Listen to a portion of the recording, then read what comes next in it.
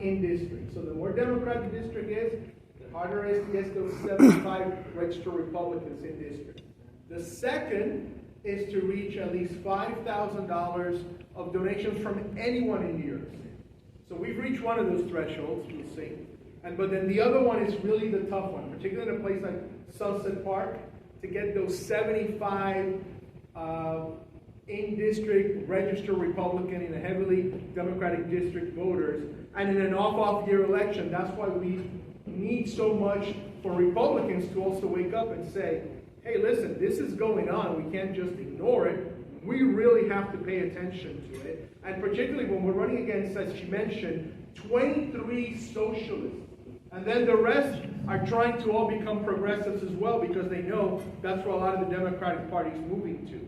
But we also have a lot of very disaffected Democrats, as Vanessa met last year, that want to be spoken to. But if we don't have the resources, we can't do that. So I just want to put that in context. No, absolutely. And one fun fact that Nicole had highlighted when she came up was, you remember that household she said?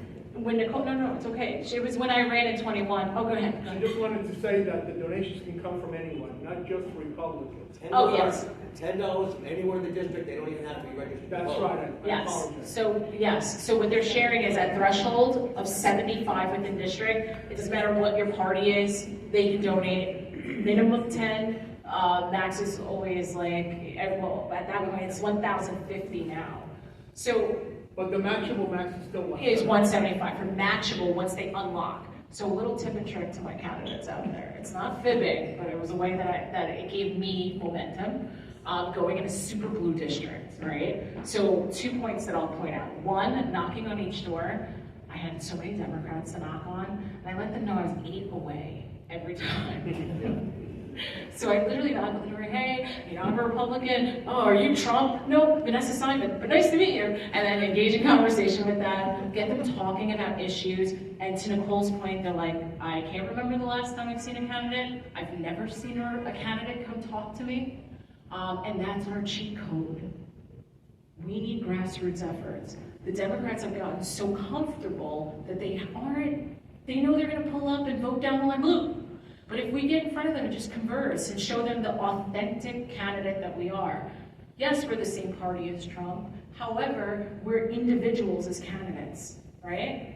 Good, bad, or indifferent, Trump had authenticity, and that's what I respect about him the most, and that's what so many people are trying to duplicate. There's only one Trump. Everyone needs to step forward and be their own candidate.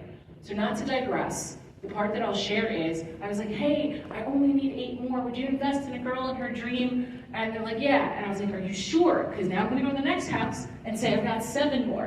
And they're like, yes. Boom, boom, boom. I think I got 54 my first day in like 5 hours. So that's a little bit of something. And then the remaining, I just got the next day. But I was juggling so much, still working full time at the Met, running a campaign, just first generation crazy stuff that I should have paused my campaign. But I was close to a disclosure deadline, and I was like, I have to make matching funds, and that's how I did it. And everyone after I spoke about it, got their trust. I was like, I'm 8 away, can I count on you?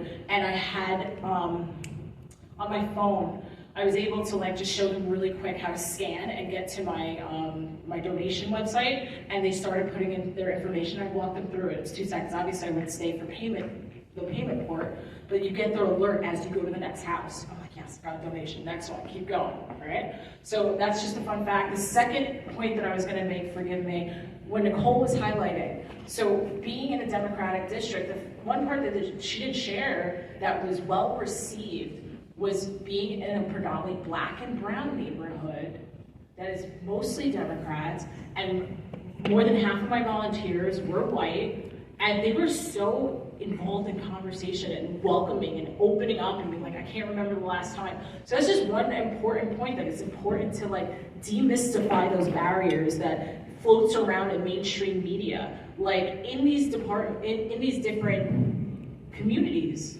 For me, I ran in my district, even though it was District 31, Southeast Queens.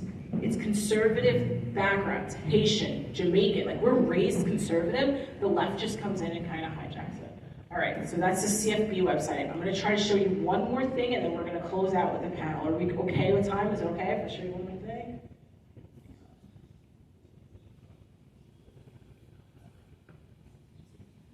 So I want to show you a couple of the ads filmed by Invite Only. Invite Only is the music studio that we worked with. We're talking Diddy, Bad Bunny. Like, these are mainstream artists that this Invite Only worked with. So I just want to show you a couple of the ads. One ad, I'll show you maybe two ads from the Super PAC side, and then they also had the opportunity to work with Joe Pinion, who ran against Chuck Schumer separately, right? Super PACs can't coordinate with campaigns, so I was focused on Lee Zeldin, and then we threw Joe Pinion's picture on at the end. So I just want to show you the look and feel of, well, I'll show you two of 30 ads that we ran digitally all around. Do we have sound? Can I test it?